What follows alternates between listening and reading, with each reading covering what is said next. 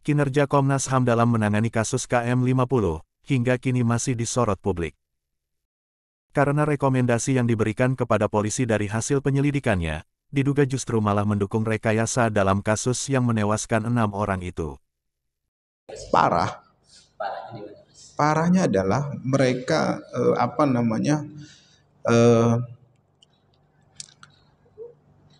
tidak mengungkap fakta semuanya, ya, memilah-milah itu.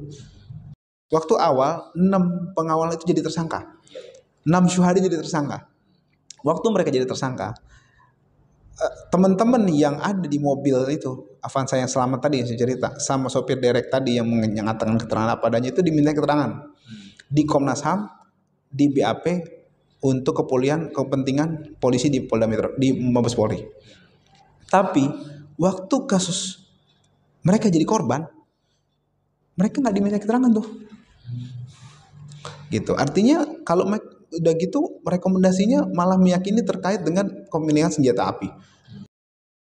Ada dua versi kronologi dalam kejadian ini, yakni versi polisi dan versi Front Pembela Islam atau FPI.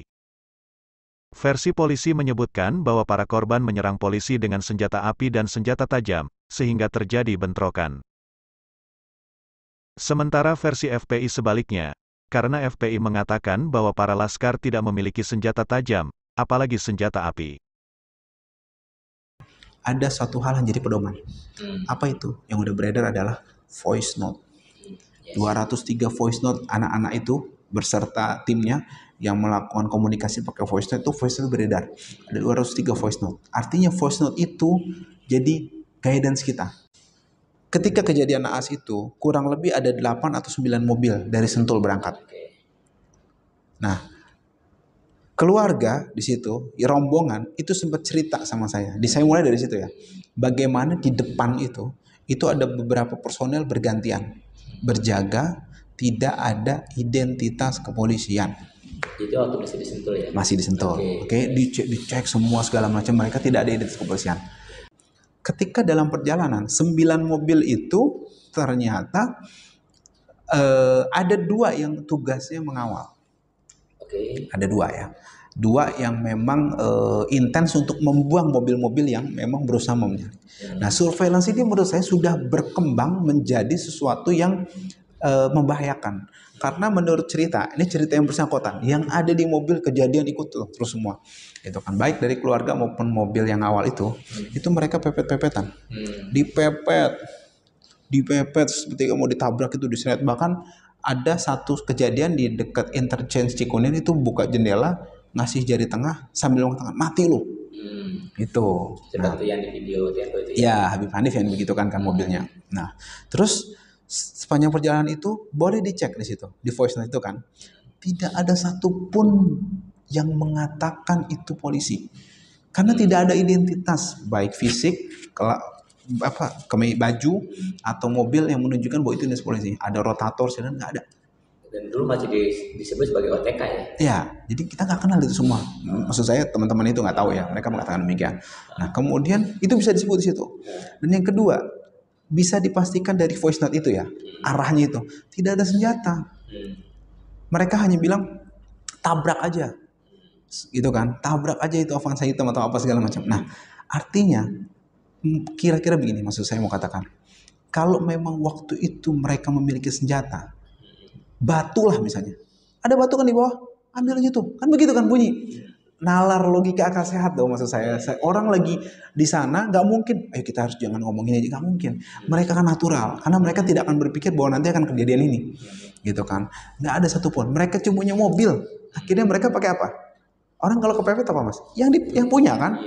Kalau mereka punya batu ya batu, keluarin batunya, lempar, keluarin pistolnya. Dan nggak pernah ada itu semuanya. Itu semuanya voice-nya itu ada ketembakan, ketembak, gitu segala macam kan. Nah, maksud saya itu tidak ada 2 arah tembak menembak di situ. Nah, itu fakta yang dari voice note ya. Nah, sebelum itu sedikit saya mundur. Ketika turun sebenarnya mereka ini salah jalan. Rombongan ini salah jalan. Harusnya tidak naik MBZ. Harusnya di bawah. Karena kan keluarnya tujuannya Kerawang Barat. Mereka turun Kerawang Timur. Di Kerawang Timur, rombongan Habib Rizik 7 atau 8 mobil lurus ke arah industri. Nah, yang lain ini ngebuang mobil yang memang sudah sangat mengganggu. Tinggal 2 nih mobil. Nah, 2 ini kebuang oleh 2 mobil.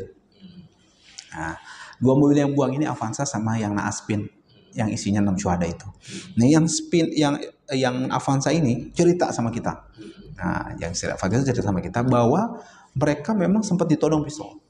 Dibanting begitu, buang, nah, seperti diceritakan M50 itu kan sama. Dan akhirnya intinya mereka tertutupin truk dan segala macam, kita lihat lah di film dokumenter itu. Sama ceritanya sama kita sama itu mereka. Nah, kemudian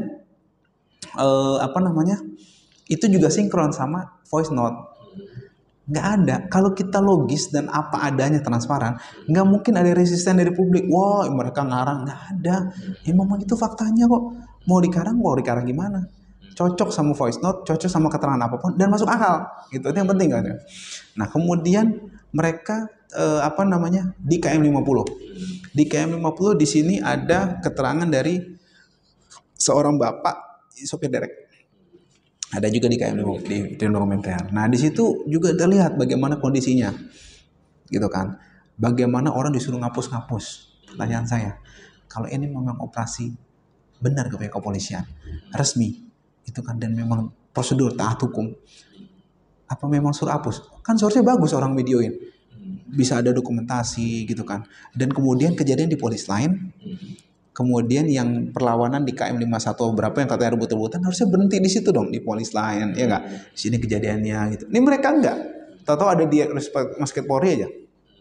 Wajar dong ketika publik bertanya-tanya, termasuk dari keluarga korban, gitu kan. Udah begitu ada narasi atau pernyataan bahwa dari KM berapa sampai KM 70 CCTV-nya rusak jalan tolnya, gitu kan. Kemudian CCTV di KM 50 menurut Komnas HAM, nah di sini ada nih Mas. Menurut Komnas HAM CCTV-nya diminta oleh pihak kepolisian. Nah, ini ada. Kami konfirmasi. Titik terakhir kami melakukan pemeriksaan terhadap pihak kepolisian dan itu diakui, kamera CCTV diambil. Kata Hairul Anam dan konversi pers 8 Januari 2021. Artinya ini diambil. Itu. Kemudian saya mau challenge lagi. Kalau memang itu kejadian katanya sebelum masuk pintu tol Kerawang Barat di sekitar jembatan Badawi, kenapa tidak CCTV itu diambil? Kalau memang ada kejadian di sebelum pintu tol Kerawang Barat, dekat jembatan Badawi itu ada hotel Novotel. Di vonis KM 50 Jakarta Selatan ada disebut dekat hotel, depan hotel Novotel. Itu padahal ada CCTV di situ. Ada CCTV di situ gitu kan. Kemudian juga ada juga CCTV di pom bensin BP sebelahnya. Di seberangnya ada sel. Di seberangnya juga ada coffee shop di situ.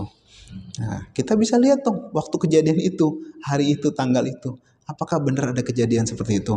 Mobilnya sama, ini sama, terjadi perebutan dan pengerusakan oleh anak-anak FPI itu, gitu kan, oleh anak FPI itu terhadap penyerangan lah gitu kan. Mereka sudah mengatakan bahwa mereka polisi apa segala macam. Kenapa nggak dibuka? Padahal di situ ada CCTV-nya loh. Gitu. Maksud saya adalah saya coba dan belum lagi kalau kita bicara mengenai keterangan dokter forensik yang memeriksa.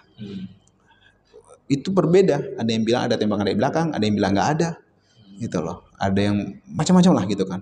Ada yang nggak sinkron. Luka-lukanya berdasarkan keterangan gitu kan. Nah, dan jangan lupa di putusan Habib Bahar tidak terbukti berbohong terkait dengan dugaan penyiksaan yang terjadi karena memang ada. Artinya vonis itu menunjukkan bahwa memang betul berarti yang dikatakan Habib Bahar ada dugaan penyiksaan.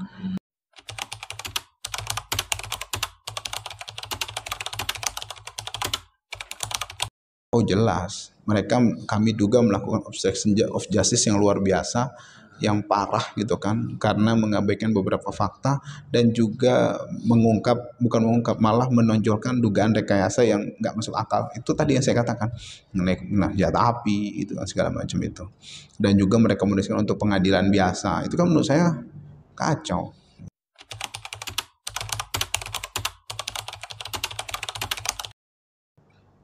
Yang jelas kalau kita bicara mengenai obstruction of justice itu kan penghalang-halangan di situ kan. Tentu saja pasti ada ketentuan hukumnya. Orang yang menghalangi kemudian mendukung upaya dugaan rekayasa itu seperti itu kan. Dan yang jelas adalah mereka mengatakan berita bohong. Kan begitu. Berita bohong kan seperti kita tahu menjerat banyak orang kan, pasal 14 Undang-Undang 1 tahun 1946 itu kan. Jelas kan mereka ikut menyebarkan berita bohong berarti. Itu yang sederhana aja. Seperti itu. Kalau kalian suka tayangan ini, jangan segan tekan tombol like, subscribe dan loncengnya ya. Terima kasih.